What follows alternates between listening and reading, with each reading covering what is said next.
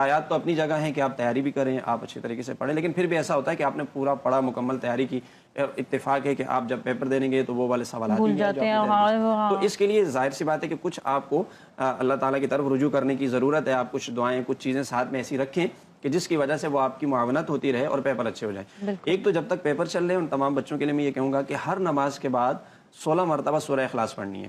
قل هو اللہ احد بہت آسان ہے، ہر ایک کو یاد ہوتی ہے۔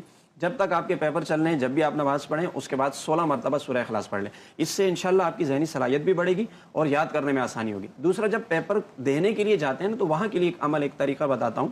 اگر وہ آپ نے کر کے پیپر دیا تو انشاءاللہ آپ کے پیپر میں بڑی آسانی ہو جائے گی، نمبر بڑے اچھے آئیں گے۔ کرنا کیا ہے کہ جب آپ جائیں اور جب آپ کو پیپر ملے تو آپ نے سب سے پہلے پیپر نہیں پڑھنا ہے، پیپر اپنے سامنے آپ رکھ لیں۔ سب سے پہلے آپ نے بسم اللہ الرحمن الرحیم پڑھیں اور اس کے بعد قرآن کریم کی ایک سورت ہے نا جس کا آغاز ہوتا ہے کاف ہا یا عین صاد۔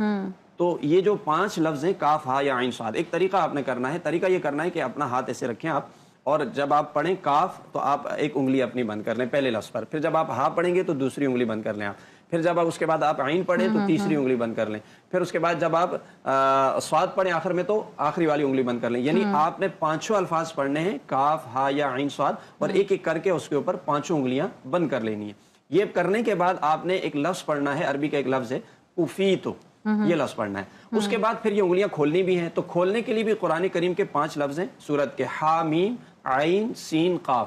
آپ نے ایک ایک لفظ پڑھنا ہے اور انگلی کھولنی ہے۔ ہا میم پڑھا تو ایک، ہا پڑھا تو ایک انگلی کھول لی، میم پڑھا تو دوسری کھول لی، پھر اس کے بعد عین پڑھا تو تیسری کھول لی، پھر اس کے بعد سین پڑھا تو چوتھی، اور قاف پڑھا تو 5ویں انگلی کھول لی۔ یہ پڑھنے کے بعد آخر میں پڑھنا ہے حمیتو، یعنی پہلے والے بند کرنے پہ پڑھنا ہے کفیتو اور کھولنے پہ پڑھنا ہے حمیتو۔ اس کے بعد آپ اپنا پیپر جو سوالیہ پیپر ہے وہ آپ پڑھیں۔ انشاءاللہ اس سے آپ کی یہ معاونت رہے گی کہ کچھ اس طرح کا معاملہ بن جائے گا، آپ کے سوالات میں آپ کے لیے آسانی پیدا ہو جائے گی اور آپ کے نمبر بہت اچھے آ جائیں گے۔